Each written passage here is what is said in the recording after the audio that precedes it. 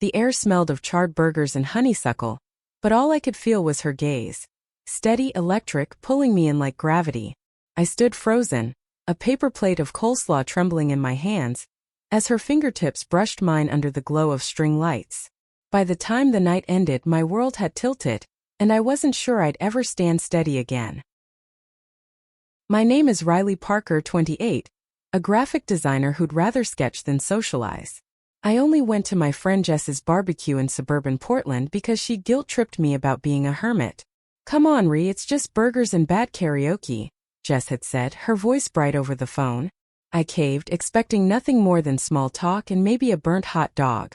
But life has a way of laughing at your plans. The backyard was a chaos of laughter, kids chasing fireflies, and Jess's cousins arguing over the playlist. I hovered near the snack table, sketching mental notes for a new project, when I saw her, Eleanor. Jess's aunt, 42, married, with a presence that could hush a room. Her dark hair fell in soft waves and her eyes, a deep hazel, seemed to carry stories she'd never tell. She was helping Jess's mom with the grill, her laugh warm but guarded like she was holding something back. I couldn't stop staring.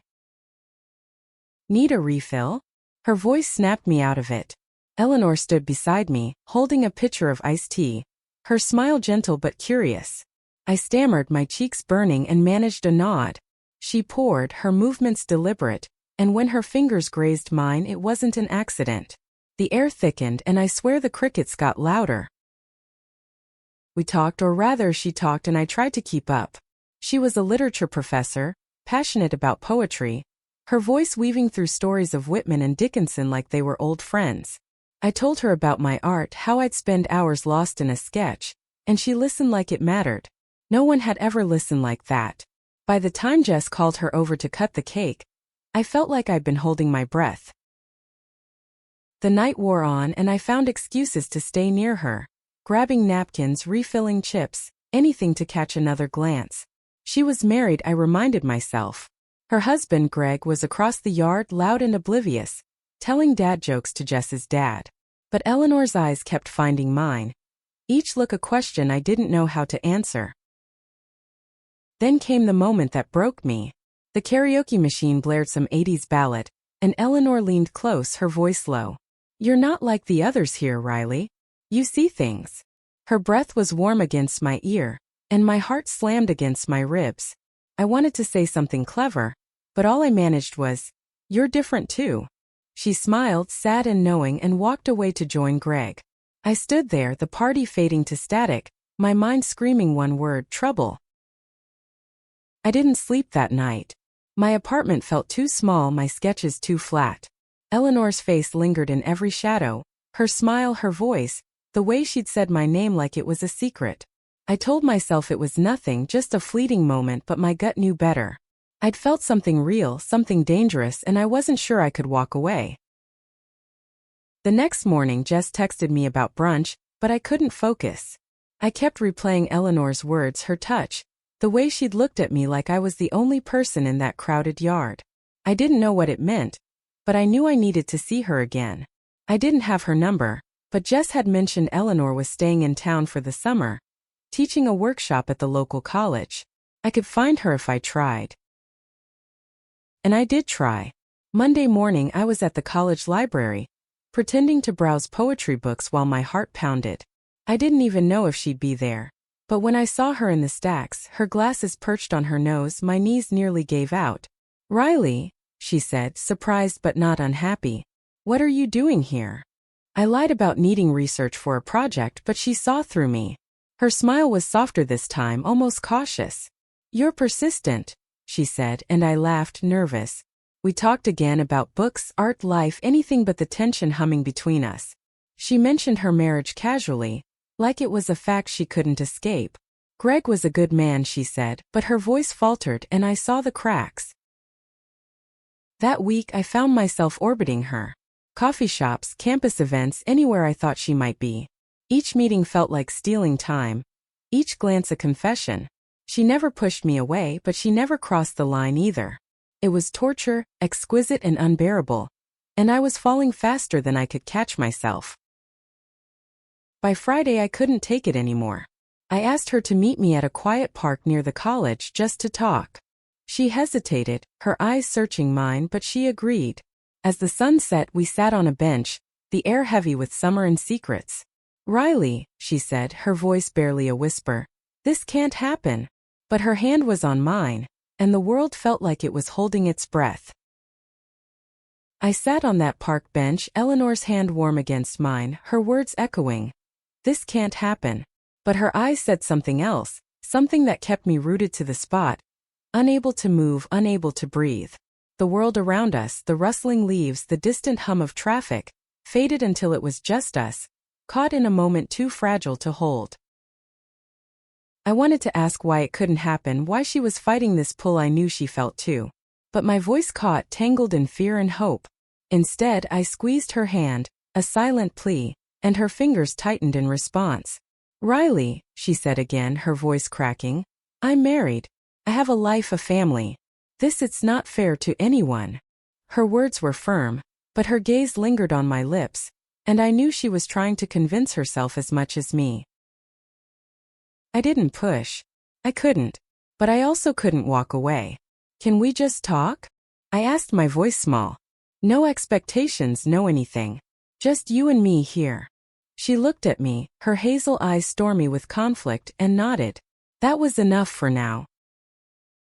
We met again the next day and the day after that. Always in quiet places, a bookstore cafe, a bench by the river, a corner of the campus garden where roses bloomed wild. Each time we danced around the truth, talking about everything but the thing that burned between us. She told me about her childhood in Seattle, how she dreamed of being a writer before settling for teaching. I shared stories of my awkward teenage years, sketching in notebooks to escape the noise of high school. We laughed, we listened, and with every word I fell deeper. But the weight of her marriage hung over us like a storm cloud. She'd mentioned Greg in passing, how he was busy with work, how he didn't notice her late hours. I hated him, not because he was cruel but because he had her in a way I never could. Yet I saw the sadness in her. The way she spoke of her life like it was a script she'd memorized but didn't believe in. I wanted to ask if she loved him, if she was happy, but the question felt like a line I wasn't ready to cross. One evening we ended up at a small diner, the kind with sticky booths and neon signs. She ordered pie, and I teased her about her sweet tooth. Her laugh was freer than I'd ever heard, and for a moment we were just two women sharing a slice of cherry pie, not a married professor and a lovesick artist. But then her phone buzzed, Greg asking where she was. Her face tightened and she typed a quick reply, something about grading papers. The lie was small, but it felt like a victory. "Does he know you're here?" I asked, bolder than I meant to be. She looked down at her plate, her fork still. "He doesn't ask," she said finally. "He never asks." The silence that followed was heavy, filled with questions neither of us dared voice.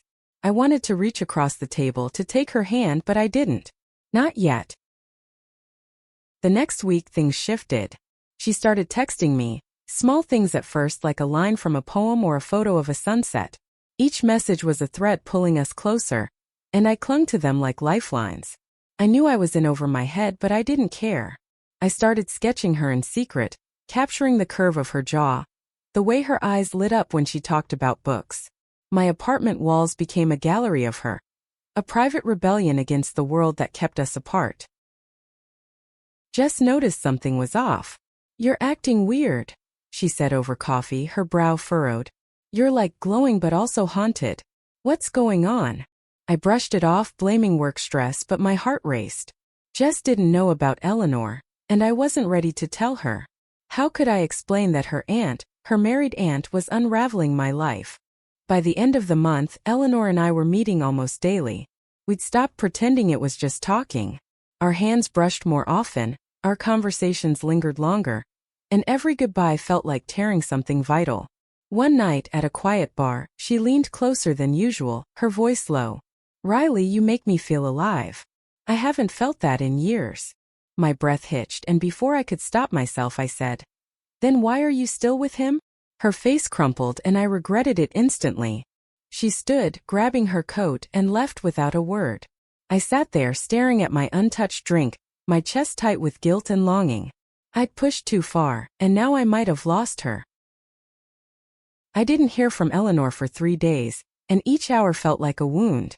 My phone stayed silent, my sketches untouched, my mind replaying her hurt expression. I'd crossed a line, and now I was drowning in the silence she'd left behind. I tried to distract myself, work, gym, binge-watching shows I didn't care about, but nothing worked. Her absence was a physical ache, like a bruise I couldn't stop pressing. I wanted to text her to apologize, but every draft felt wrong. What could I say? Sorry for wanting you to choose me? I was a fool and I knew it. On the 4th day she texted, "Meet me at the park. 7 p.m. No explanation, no warmth, just those words. My heart leapt but dread coiled in my stomach. Was this goodbye? I got to the park early, pacing under the oak trees, the summer air thick with jasmine. When she arrived, her face was unreadable, her hair pulled back tightly. She looked older, tired, but still impossibly beautiful. "Riley," she started, her voice steady but low. "I shouldn't be here. I should have stopped this weeks ago." My chest tightened, but she kept going. "But I can't stop thinking about you. It's tearing me apart." Her words were a confession, raw and unguarded, and they broke something open in me. I stepped closer, desperate to close the distance, but she held up a hand. "Please, let me finish." She told me about her marriage, how it started with love, or at least the idea of it. Greg was steady, the kind of man you build a life with. But somewhere along the way she'd lost herself. Teaching was her escape, her passion, but even that wasn't enough anymore. "Then I met you," she said, her eyes locking on mine. "And you make me want things I thought I'd buried." I didn't know what to say. My throat was tight, my hands shaking.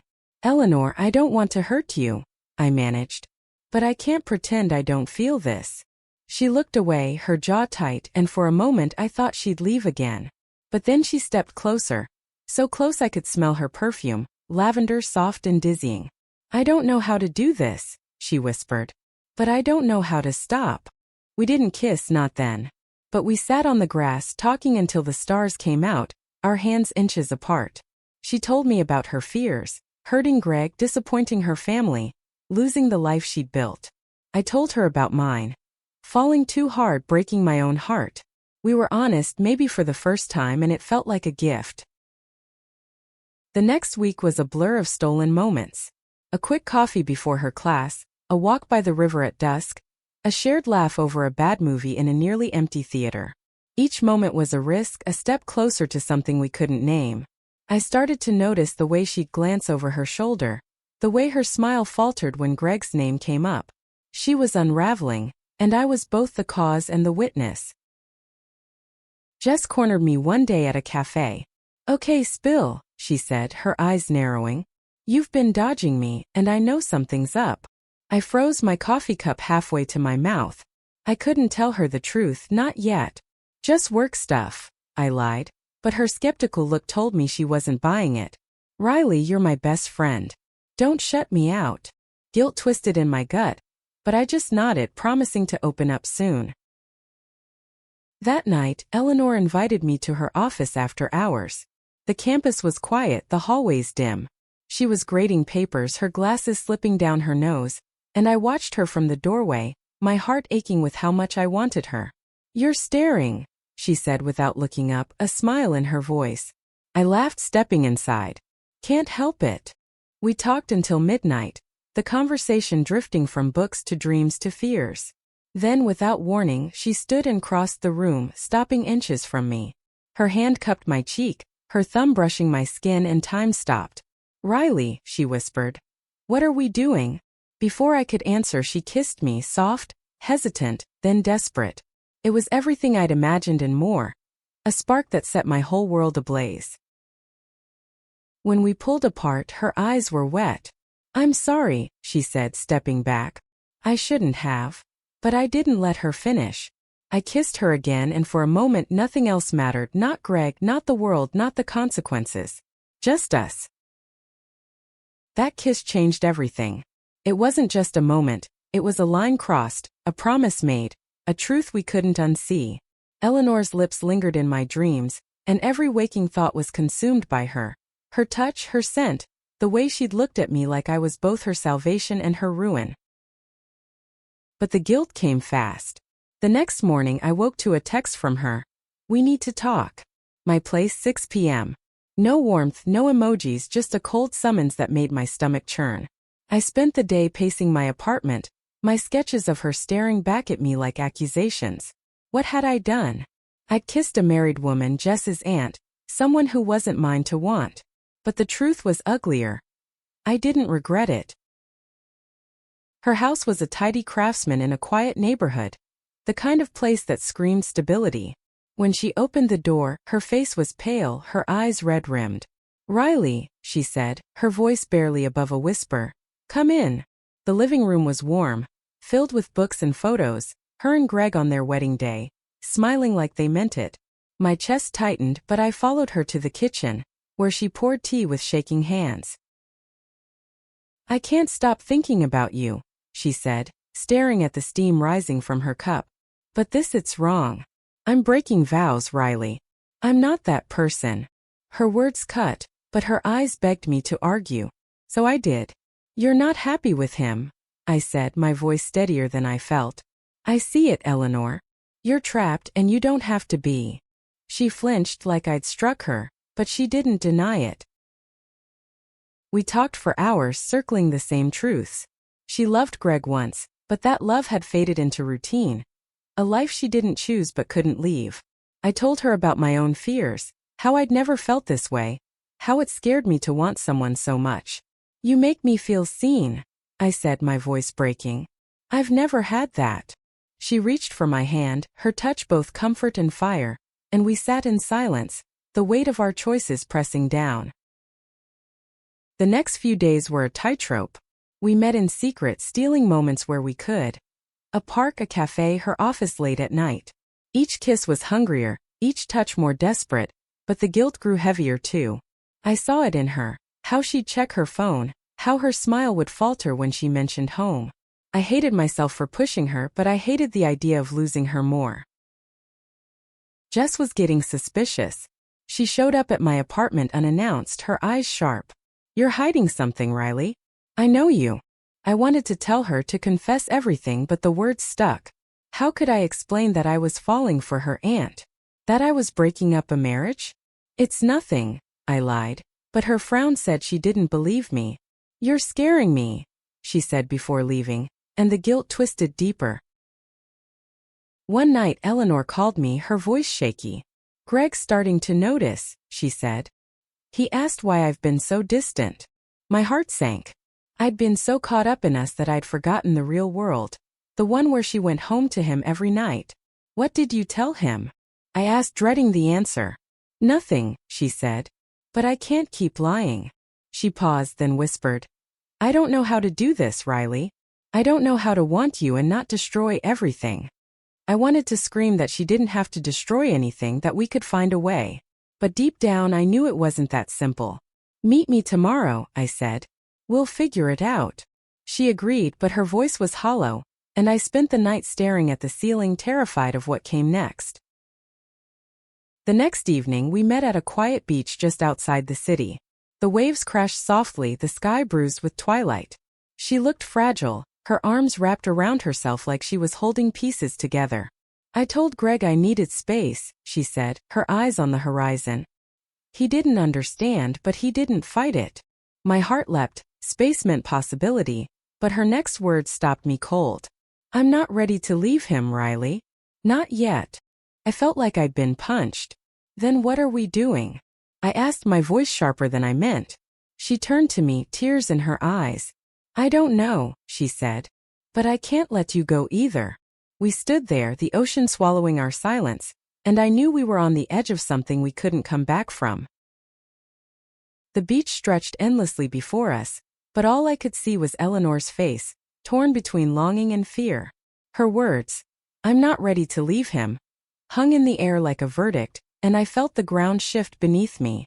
I wanted to grab her, to beg her to choose me, but the truth was stark.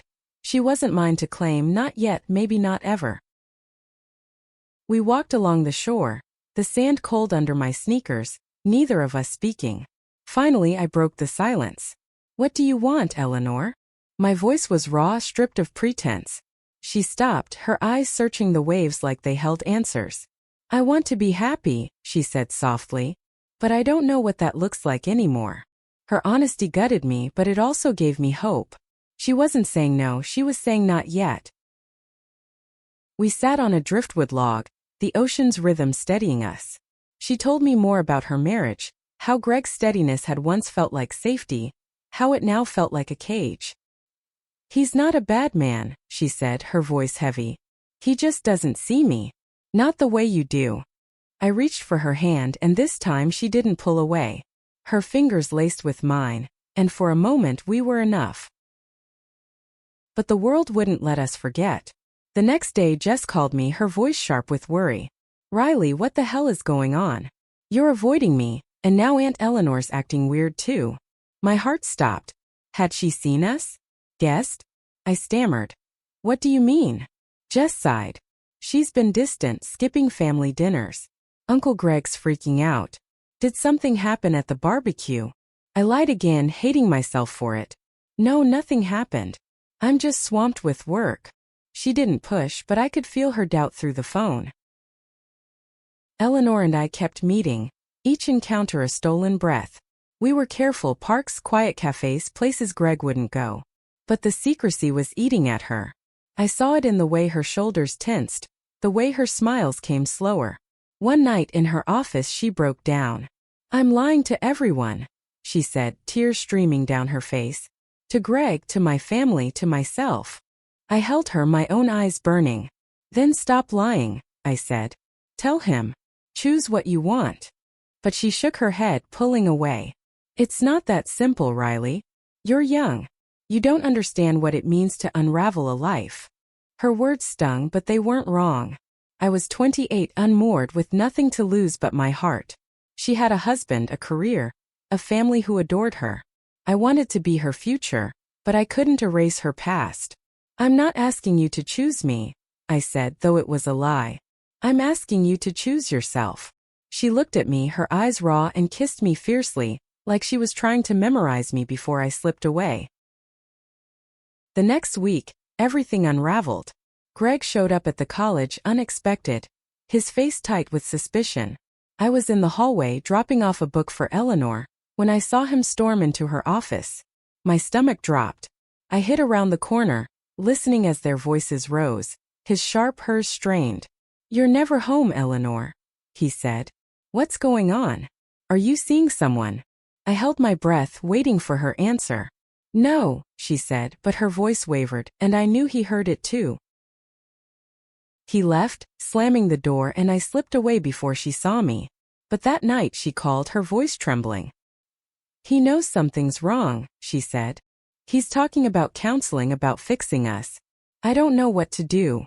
My heart ached, but anger flared too. Do you want to fix it?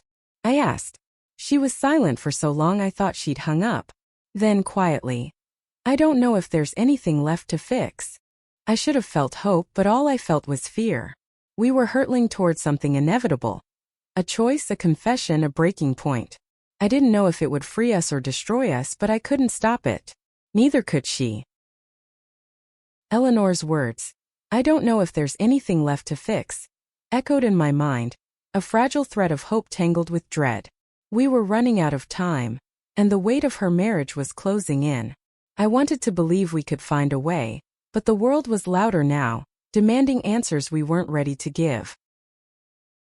We met the next day at a small bookstore, tucked in a corner with poetry collections shielding us. Her hands shook as she held a book, pretending to read. Greg wants to talk tonight, she said, her voice barely audible. He's pushing for answers, Riley. I don't know what to tell him. I wanted to say tell him the truth, but the words felt cruel. Instead I took her hand. Whatever you decide, I'm here, I said. She nodded, but her eyes were distant, like she was already slipping away. That night I couldn't sleep. I imagined her with Greg, their voices rising, her confessing, or worse, staying silent. My phone stayed dark, and by morning I was a wreck. When she finally texted, it was brief. I told him I need time. He's not happy, but he agreed. Can we meet? Relief flooded me, but it was bittersweet. Time wasn't a solution, it was a delay. We met at a quiet trail outside the city, the trees shielding us from the world. She looked exhausted, her eyes shadowed, but she smiled when she saw me. I told him I'm not sure who I am anymore, she said, kicking a pebble. He thinks it's a midlife crisis. He doesn't know about you. My heart twisted, relief that she hadn't confessed, guilt that she was still hiding. Do you want him to know? I asked. She sighed, her breath shaky. I want to be brave, Riley, but I'm terrified. We walked for hours, our words weaving through fear and hope. She told me about her dreams, writing a novel, traveling, living without apologies. I told her about mine, building a life with someone who saw me, who chose me. We didn't say it, but we both knew we were talking about each other. As the sun dipped low, she kissed me, soft and urgent, and I felt the world shift again. I'm trying, she whispered. I'm trying to find a way. But the world wasn't done with us. Jess called me that evening, her voice sharp. Riley, we need to talk. Now. My stomach dropped. She insisted we meet at her place, and when I got there, her face was a storm. I saw you, she said, her voice shaking. At the park with Aunt Eleanor. What the hell is going on? I froze, my mind racing. She'd seen us. Maybe not the kiss, but enough to know something was wrong. Jess, it's not what you think, I started, but she cut me off. Don't lie to me. She's married, Riley. To my uncle. What are you doing? I wanted to explain, to make her understand, but the words wouldn't come. I love her, I blurted, and the truth hung between us, raw and undeniable. Jess's face crumpled, a mix of anger and hurt. You're my best friend, she said. How could you do this? She stormed out, leaving me alone in her living room. The weight of my choices crushing me. I called Eleanor, my voice trembling as I told her what happened. She was silent for a long moment, then said, This can't go on, Riley. It's hurting too many people. My heart stopped. Are you ending this? I asked, barely breathing. No, she said, her voice breaking. But we can't keep hiding. I need to talk to Greg. For real this time. The next day she did. She called me after, her voice steady but raw. I told him I'm questioning everything, my marriage, my life. I didn't mention you, but he knows it's more than just me. My heart pounded. What did he say? I asked. He's angry, she said. He wants to fight for us, but I don't know if I can.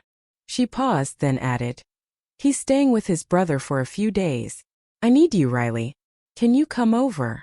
I was at her house in 20 minutes, my hands shaking as I knocked. When she opened the door, she pulled me into her arms, and we held each other like the world was falling apart. For the first time, we didn't stop at a kiss. We fell into each other, desperate and unguarded, and for one night nothing else existed. Waking up in Eleanor's bed felt like a dream I didn't deserve. Her arm was draped across me, her breathing soft, and for a moment, I let myself believe we could stay like this, safe together, untouched by the world. But dawn brought reality crashing back. She was still married, Jess was furious, and our secret was unraveling. We didn't speak much that morning. She made coffee, her movements quiet, her eyes avoiding mine. What happens now? I asked, my voice barely steady. She set her mug down, her hands trembling. I don't know, Riley. I told Greg I need space, but I owe him more than that.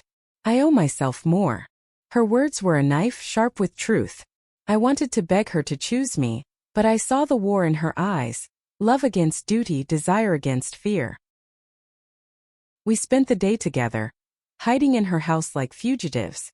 We talked about everything, her fears of starting over, my guilt over Jess, the life we both wanted but couldn't name.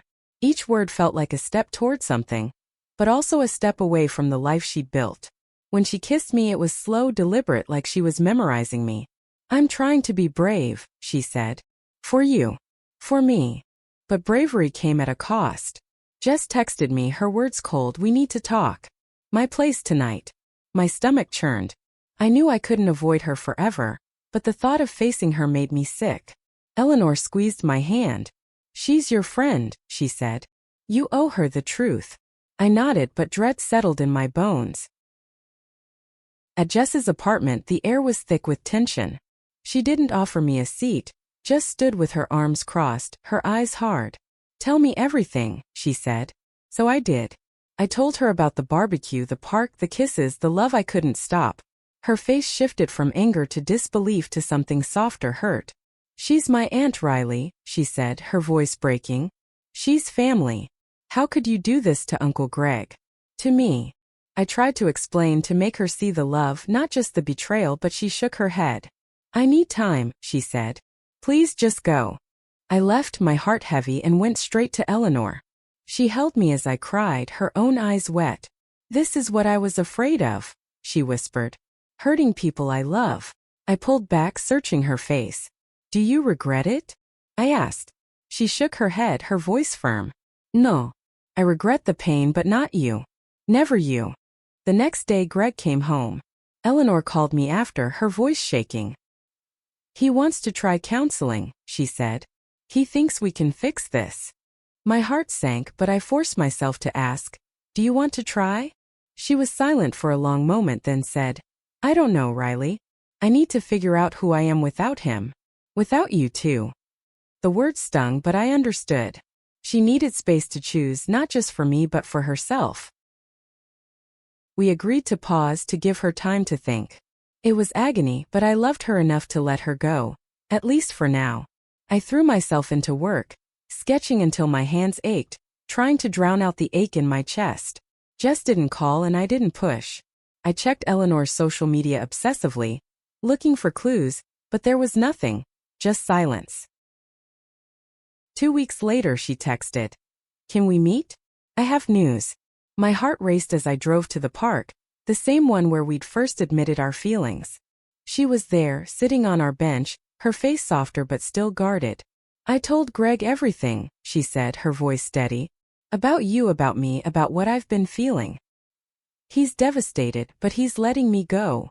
My breath caught. What does that mean? I asked. She smiled, small but real. It means I'm choosing me, Riley. And I want to see where that leads, with you. Eleanor's words, I'm choosing me, were a lifeline, pulling me from the edge of despair. We sat on that park bench, the air cool with early fall, and for the first time I felt hope that wasn't shadowed by fear. She wasn't promising forever, but she was promising a chance, and that was enough. The weeks that followed were a delicate dance. Eleanor moved into a small apartment, leaving the house she'd shared with Greg. The divorce wasn't final, but it was in motion. Each step a quiet act of courage. We didn't rush. There were no grand gestures, no reckless promises. Instead, we built something new. Coffee dates that stretched into hours, walks where we held hands without looking over our shoulders, nights where we talked until dawn. Jess was harder. I reached out, apologizing again, but she wasn't ready to forgive. I get that you love her, she texted one day, but it's hard to see past the mess. I gave her space, hoping time would soften her hurt. Eleanor struggled too. Her family was torn, some supporting her, others siding with Greg. But she kept going, her strength quiet but unshakable. One evening we sat in her new apartment, surrounded by unpacked boxes and half-finished poems. She read me one she'd written, her voice trembling with lines about breaking free, about finding light in the chaos. This is about you, she said, her eyes meeting mine. You gave me the courage to want more. I kissed her, soft and sure, and felt the weight of our journey settle into something beautiful. Months later we attended a small art show where one of my sketches, a portrait of Eleanor, was displayed. She stood beside me, her hand in mine as strangers admired the work. You captured her, one woman said, not knowing the woman in the sketch was real, standing right there. Eleanor squeezed my hand, her smile radiant, and I knew we'd made it through the storm.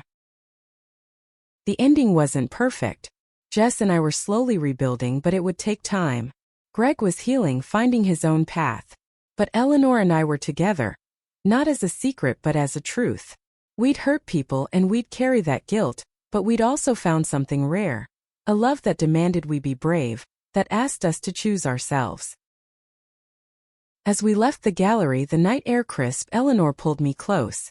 I went to a barbecue, she said, her voice teasing, and you turned my world upside down. I laughed, my heart full. Good, I said, because you changed mine too. And in that moment under the stars I knew we'd keep changing each other. For the better, for the braver, for the truer. Love wasn't easy, but it was worth it. Always.